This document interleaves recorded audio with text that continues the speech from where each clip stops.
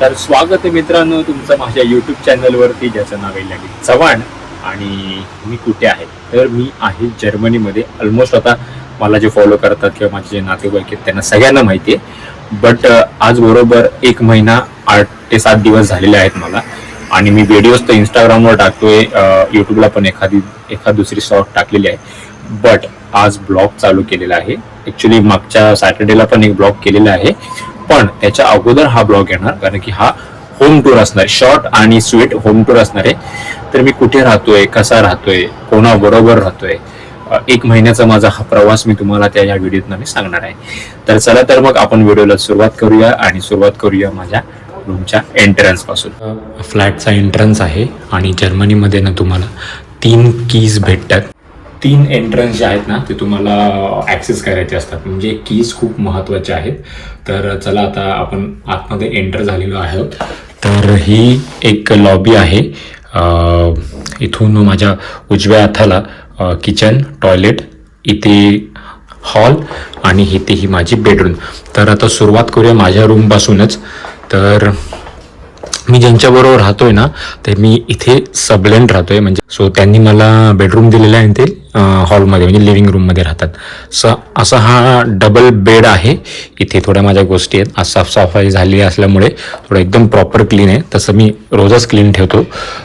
इथे एक कपाट आहे, ज्या कपाटामध्ये त्यांचं आणि माझं सामान ठेवलेलं आहे शेअरिंगमध्ये. तर इथे माझ्या गोष्टी आहेत आणि इथे त्यांच्या गोष्टी आहेत.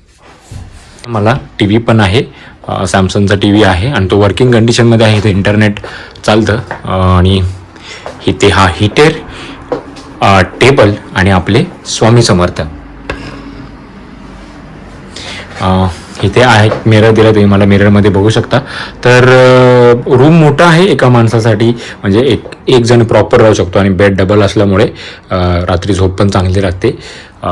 दुसरं महत्त्वाचं, जसं इथे तुम्हाला मी सांगितलं, कीज खूप महत्त्वाच्या आहेत जर्मनीमध्ये, कारण कीज जर हरवल्या तर तुम्हाला मिनिमम 200 ते 300 युरोचा फटका पडू शकतो. आता दुसरं महत्त्वाचं जर्मनीमध्ये काय खास आहे, तर जर्मनीमध्ये ना ह्यांच्या विंडोज खूप खास असतात, की म्हणजे विशिष्ट असतात, आणि त्यांचं महत्त्व पण तेवढंच आहे. कारण इथे वातावरण थंड असल्यामुळे ना आतमध्ये हीटर असतो, फॅन नसतो. आता आपण जिथून येतो, आता मी मुंबईत नेतो, तिथे फॅन कंटिन्यू चालू असतो, कारण की गरमी असते, कारण की टेम्परेचर आपल्या इथं वेगळं आहे. तर जर्मनीमध्ये टेम्परेचर मिनिमम 1 ते 10 या रेंजमध्येच असतं. आता सध्या आज ते 4 ते 5 आहे. ते काय होतं, ह्या हीटर लावणं खूप महत्त्वाचं असतं. हीटरमुळे आतमध्ये ना वॉर्म होतं, पूर्ण गरम वातावरण होतं. मग काय होतं, कधी कधी या इथे ना तुम्हाला फंगस येऊ शकतं किंवा काही येऊ शकतं, कारण की आतमध्ये हवा, व्हेंटिलेशनच नसतं. सो तुम्हाला एक दाखवतो. तर पहिली खिडकी मी पहिले बंद करतो. तर आता ह्या खिडक्या बंद आहेत.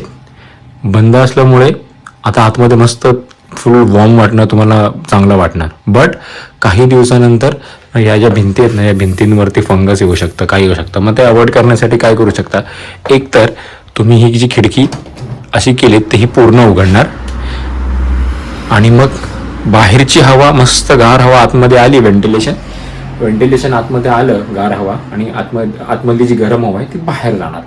त्यामुळे काय होणार, रूममध्ये ना एक फ्रेशनेस येणार. हे तुम्हाला दिवसात नाही, 1-2दा जसं तुम्ही अवेलेबल असाल रूममध्ये तसं तुम्ही करू शकता. नंतर आता ही एक झालं, म्हणजे ही खिडकी ही एक अशी उघडते. दुसरी एक पद्धत आहे खिडकी उघडायची, की हा जो नॉब वरती केला तर ती आपल्याला असं वाटेल पडणार, पण ती पडणार नाही, ती थोडीशी मागे टिल्ट होते. सेम या साईडला पण, या मोठ्या विंडोला पण. तर असा आहे इथे खिडक्यांचा पूर्ण कार्यक्रम. तर सध्या तर मी अशीच ठेवतो, कारण की मी घरात असल्यामुळे थोडं व्हेंटिलेशन राहू दे. आता आपण जाऊया त्या दादांच्या रूममध्ये. तर आता सध्या तर नाही आहेत ते. तर इथे एक बेड आहे, हा त्यांचा वर्किंग स्टेशन आहे. हा सोफा कम बेड आहे. इथे ॲक्च्युली त्यांना म्युझिक खूप आवडतं, सो ते म्युझिक हा त्यांचा एक आहे ना सिस्टम आहे, खूप चांगला वाजतो. टी व्ही, आणि इथे त्यांच्या गोष्टी. सो असा आहे हा हॉल म्हणू शकतो. आता जर्मनीमध्ये ना कसं आहे, की आपल्या मुंबईसारखं किंवा इंडियासारखं नाही. आता हा जो आहे मुंबईच्या लँग्वेजमध्ये बघायला गेलं तर हा आहे 1 BHK, कारण की एक हॉल एक बेडरूम म्हणजे 1 BHK झालं. आपण किचनला कन्सिडर करत नाही. याच्या अगोदर होती ती कन्सेप्ट, पण आता सध्या तरी मला तर माहिती आपण त्याला कन्सिडर करतो की नाही. पण जर्मनीमध्ये कसं आहे, हा लिव्हिंगला पण हे लोक एक एक्स्ट्रा रूमच बोलतात. सो हा आहे 2 झिमर, म्हणजे एक हा झाला हॉल आणि एक बेडरूम असा मिळून झाला 2 झिमर. बाहेर पूर्ण गार्डन त्यांनी छोटंसं एक बनवलं आहे, ते फुलांची झाडं लावलेली. तर असा एरिया आहे पूर्ण हा. आणि माझ्या घराच्या समोरच ना एक शॉप आहे नेटो. तर इथून पण तुम्ही बघू शकता खूप असा स्पेशियस असा रूम आहे.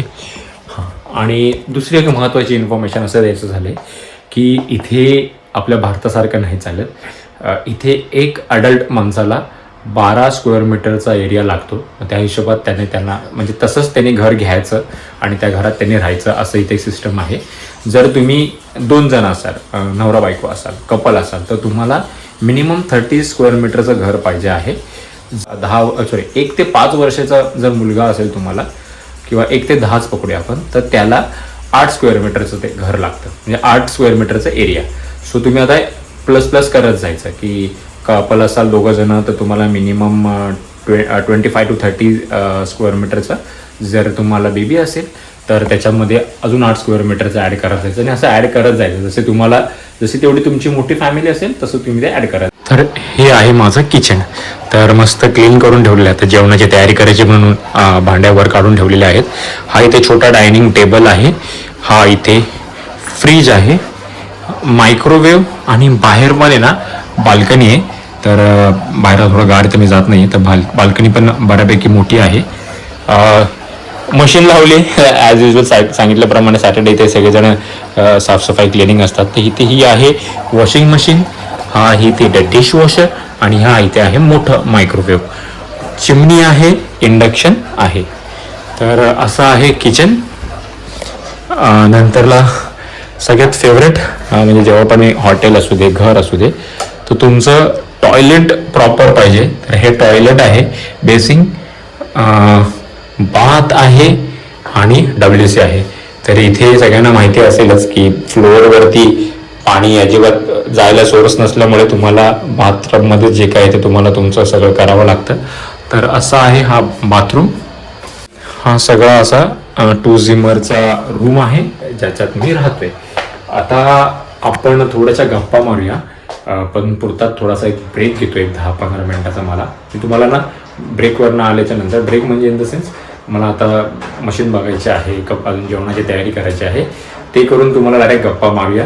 म्हणजे माझा 1 महिन्याचा अनुभव, आणि इथे 1 महिन्यामध्ये मला कसं सर्वाईव्ह करावं लागलं, आणि कोण जर येत असेल जर्मनीला तर त्यांनी काय येतानाच प्रिकॉशन करून आलेत, तर इथं आता थोडंसं तुम्हाला ना टेन्शन नाही येणार किंवा असं बर्डन नाही येणार.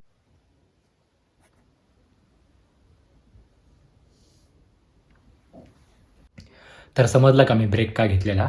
तर मस्त असं चपात्या बनवल्यात, आणि काल जे रेडीमेड चिकन आणलं होतं ना, चिकन टिक्का, त्याची मस्त आज ग्रेव्ही बनवली. तर फटाफट हे जेवण आहे ना संपवतो, पहिले टेस्ट पण करतो. आणि चपात्यांचा कलर थोडासा इग्नोर करा मित्रांनो, कारण की इथे पीठ जे आहे ना त्याच्यावरती डिपेंड आहे, आणि मी नवीन असल्यामुळे ते अजून थोडंसं मला प्रॉब्लेम देतो आहे. बट चपात्या माझ्या तुम्ही बघू शकता थोड्या ना सॉफ्ट होत आहेत, म्हणजेच अचिव्हमेंट आहे थोडीशी. तर टेस्ट करतो.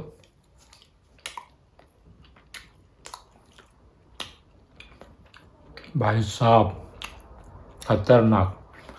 तर पटापट हे संपवतो जेवण, आणि मग तुमच्यावर गप्पा मारतो.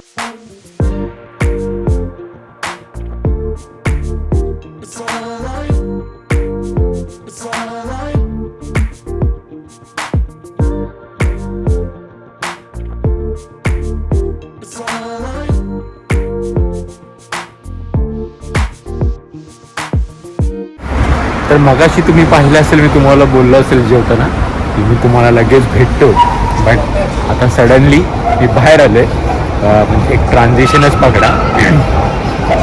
तर थोडा राऊंड मारायला आलो आहे. मगाच्या गोष्टी ज्या आपल्या राहिलेल्या आहेत, गप्पा गोष्टी अपूर्ण, त्या आपण करणारच आहोत पूर्ण. पण तोपर्यंत थोडंसं तुम्हाला मी दाखवतो मी कुठे राहतो काय.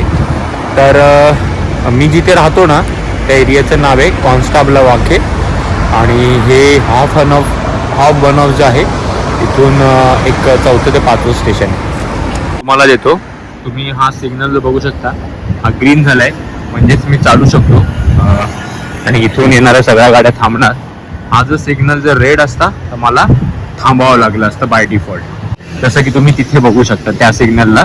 आता ॲक्च्युली हा पूर्ण चौरस आहे बट तुम्ही डायरेक्ट क्रॉस करू शकत नाही, तुम्हाला एस टू एस जाऊनच करावं लागेल. आता इथे तुम्ही बघू शकता लोक थांबलेत कारण तिथं रेड सिग्नल झालेला आहे. सो आपल्याला त्या साईडला जायचं, तिथे आहे पेनी. सो आपण इथूनच जाऊया आणि मग तिथून रस्ता क्रॉस करूया. असा डायरेक्ट क्रॉस करू शकत नाही जसं आपण आपल्या मुंबई ठाणे किंवा इंडियामध्ये करतोय. तिथं रूल खूप आहेत ना, असे स्ट्रिक्ट आहेत मित्रांनो. संध्याकाळचे 5 वाजले. मला दाखवतो वाटल्यास तर माझ्या दुसऱ्या मोबाईल मधून 5:30 झाली. ते बघा संध्याकाळचे 5:30 झाली. मी 5 बोलतोय पण 5:30 झाली. आपल्याला त्या तिथे जायचंय, मग आपण इथूनच क्रॉस करूया. बघा आता इथे ह्या बाईने क्रॉस केलंय पण तसं चुकीचं आहे कारण की तिन्ही सिग्नल रेड आहेत आणि आपण क्रॉस करू शकत नाही. जर कोणी पकडलं तर आपल्याला ना फाईन द्यावा लागेल. सो आपण तरी रूल तोडायचे नाहीये, आपण रूल प्रमाणेच जायचे. तर पॅनी ना एक इकडचे ग्रोसरी शॉप आहे, म्हणजे नेटो, पॅनी, रेवे, लिडल हे इकडचे ना ग्रोसरी शॉप आहेत आणि यांची जी क्वालिटी आहे ना ती त्या हिशोबामध्ये असते. म्हणजे नेटो थोडंसं लो आहे, त्याच्यावरती पेनी, त्याच्यानंतर रेवे, त्याच्यानंतर लिडल असं आहे. सो इथे वेगवेगळ्या अशा भाज्या आहेत सगळ्या, म्हणजे रेड कॅप्सिकम पण, फ्लॉवर आहे, कॉलीफ्लॉवर आहे, कॉर्न आहे, गॅरेट आहे, बीटरूट इथं असे भेटतात. या सगळ्या भाज्या ऑलमोस्ट आपल्या इंडियासारखेच आहेत. मशरूम्स आहेत 2 प्रकारचे, ऑनियन्स आहेत 3-4 प्रकारचे, ह्या आपल्या लसूण आणि इथे टॅमॅटो पण, टॅमॅटोची व्हरायटी बघा आणि त्या हिशोबात त्यांचे रेट्स असतात. लिंबूची साईज बघा मित्रांनो, हे आहेत लेमन्स. ऍपलचे पण खूप सारे व्हरायटी आहेत इकडे तुम्ही बघू शकता. बनानास बघा हे जरा हाय क्वालिटीचे आहेत, हे जवळजवळ 2.49 युरोजला आहेत आणि हे 1.29 युरोजला. ॲव्होकाडो आहेत. या इथे तुम्ही बघू शकता कॉफीज आहे, कॉफीचा सगळा काउंटर, हा सगळ्या वेगवेगळ्या प्रकारच्या इथे कॉफीज आहेत. या इथे सगळे चॉकलेट, हा इथे सगळा त्यांचा सॉफ्ट ड्रिंक, कोल्ड ड्रिंकचा सेक्शन. 2-3 प्रकारचे पाणी भेटतात. तर हा पण एक पाण्याचाच प्रकार आहे बट विथ लेमन आहे फ्लेवर. ही ना ही वेंडिंग मशीन आहे. इथे एक चांगलं एक आहे जे प्लास्टिक जे आहेत ना, या प्लास्टिक तुम्ही जर या मशीनमध्ये टाकलं ना तर ह्याचे ना काही एक सर्टन अमाऊंट भेटते. पर बॉटल 0.25 सेंट्स भेटतात. म्हणून इथे कसं रस्त्यावरती कचरा दिसत नाही. म्हणजे पाण्याच्या बॉटल जे असतात ना, तुम्हाला एक दाखवतो. तर फॉर एक्झाम्पल ही कोको कोलाची बॉटल आहे ना, तर हे बघा इथे दिलेलं आहे, इथे रिसायकल केली तर इथे तुम्हाला 0.25 सेंट्स भेटेल. म्हणून इथे ह्या अशा ना वेंडिंग मशीन तुम्हाला प्रत्येक शॉपमध्ये दिसतील. हे स्विस चॉकलेट आहे, लेंडर, आणि ह्याच्यातले काही पाकिट मला गिफ्ट आले होते ते मी घरी पाठवलेत. जे ड्रिंक करणारे आहेत अल्कोहोल त्यांच्यासाठी तर युरोप म्हणजे जन्नतच आहे. तुम्ही तो बघू शकता, हे सगळे विस्की, रम आणि फुल डिस्काउंट मध्ये चालू आहे. बघू शकता इथं डिस्काउंट पण असतात. ह्या सगळ्यांना वाईन्स आहेत, रम आहेत. तर जस्ट पेनीमधनं बाहेर पडलोय, तर भूक लागलेली म्हणून हा एक थोडासा स्वीट ब्रेड घेतलेला आहे. तर इथून मी थोडंसं शॉपिंग केलेली आहे, म्हणजे एक उलातनं घेतलेलं आहे जरा चपाती करायला. सेकंड एक बॉडी लोशन घेतलेलं आहे आणि बऱ्यापैकी आपली शॉपिंग झालेली आहे. आता एक थोडंसं तुम्हाला ना राऊंड मारतो जे जाईल जवळ, तुम्हाला दाखवतो. हे आहे जाईल आणि हे थोडंसं ना हाय स्ट्रीट ह्याला बोलतात, आणि इथे जरा खूप सारे शॉप्स आहेत, मार्केट आहेत. तर बघू शकता फुल गर्दी, शॉपिंग मॉल्स आहेत तिकडे खूप सारे आणि ऑफर आता खूप चालू आहेत. आणि इथे असं फुल क्रिसमस वाईब, लोक नाचतायत, मजा करतायत. या इथे जरा डीजे लागलाय.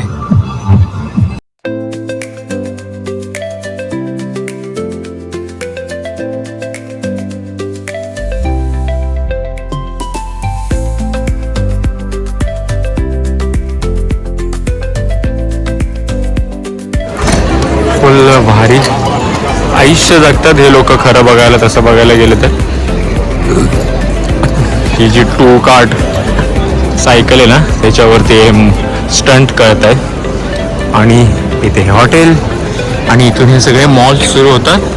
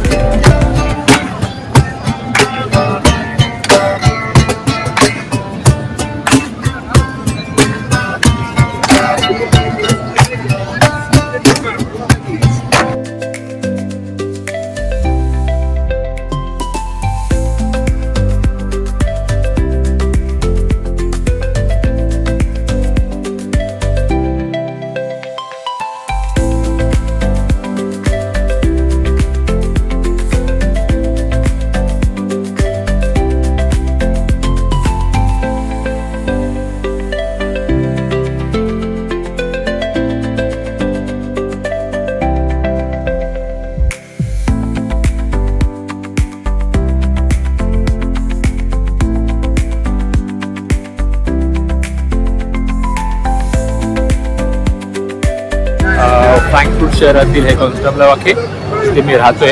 आता फटाफट आहे ना घरी जाऊया. घरी जाऊन तुम्हाला मी भेटतो आणि काही महत्त्वाचे काही पॉईंट्स राहिलेत ना जर्मनीला यायच्या अगोदर तुम्हाला काय करायचं आहे आणि कसं इथे तुम्हाला सर्वाईव्ह करायचं आहे तर ते तुम्हाला मी दाखवेल.